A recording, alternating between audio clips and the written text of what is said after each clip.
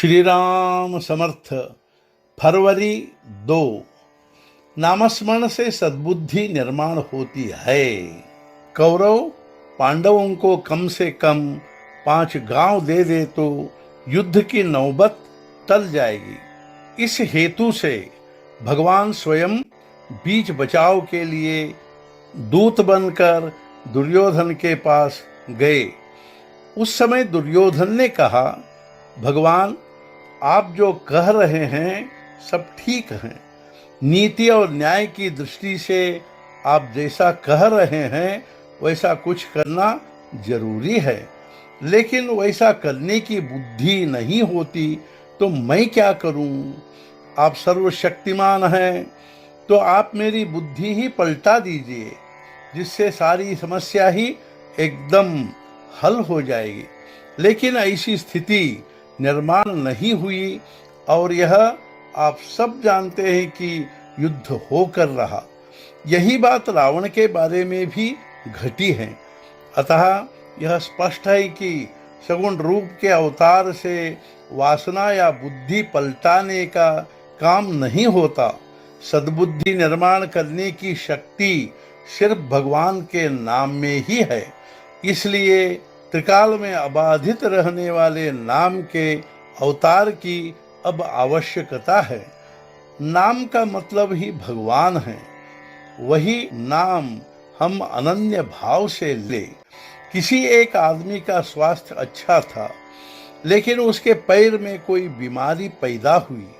Doctor ने कहा, यदि जान बचानी है और शरीर बचाना है तो पैर काटना पड़ेगा।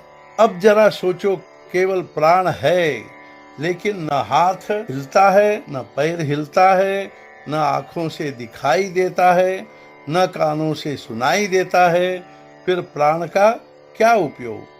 इसके विपरीत सब कुछ है, लेकिन प्राण नहीं है तो शरीर का क्या उपयोग?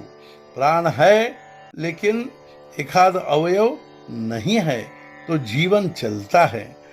मान लो कानों से सुनाई नहीं देता, कोई बात नहीं, उससे क्या बिगड़ने वाला है? उपासना, अनुसंधान प्राण ही की तरह माना जाए। शेष उपाधि है तो शरीर इंद्रियों की तरह मानी जाए, लेकिन अनुसंधान में खंड नहीं होना चाहिए। अगर अनुसंधान में खंड हो गया तो मानो प्राण ही गंवा बैठेंगे। अनुसंधान संभाल कर जो कर पाएंगे वही हमें करना चाहिए। यदि अनुसंधान न संभालते हुए अन्य बातें ही हम करते रहेंगे तो निराश होना पड़ेगा। हम जो चाहते हैं वह नहीं हो पा रहा है, इसलिए हम दुखी हैं। ऐसा कहने के बजाय जो हम चाहते हैं वही दुख का मूल कारण है, यह मानना चाहिए। फलानी बात सुखदायक है, यह कल्पना ही दुख की जड़ है। यह भावना ध्यान में रख कर हमें सारा बर्ताव करना चाहिए।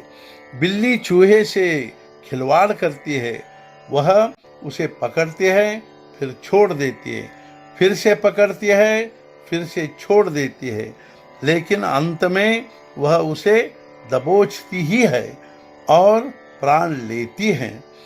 उसी प्रकार काल हमसे खेल खेलता है, हमें आशा में बांध रखता है, आगे बढ़ाता है, लेकिन हमें यह पक्का ध्यान में रखना चाहिए, इस प्रकार किसी बात में फंस जाने में कोई लाभ नहीं है। अनुसंधान बनाए रखेंगे तो लाभ होगा, अन्यथा नहीं। मनुष्य का कल्याण अनुसंधान में ही है, वरना भविष्य बड़ा कठिन है। अहम भाव रखने वाले, दूसरों को ज्ञान सिखाने वाले विद्वान, शास्त्री, पंडित वस्तुतः सभी भ्रम में ही है। इसलिए कह रहा हूँ, एक बात करो, अनुसंधान, भगवान का निरंतर स्मरण बनाए रखकर जो बनता है वही करो। आज का मुख्य विचार, अपनी इच्छा के अनुसार बातें बन नहीं रही है, यह भगवान की कृपा ही है।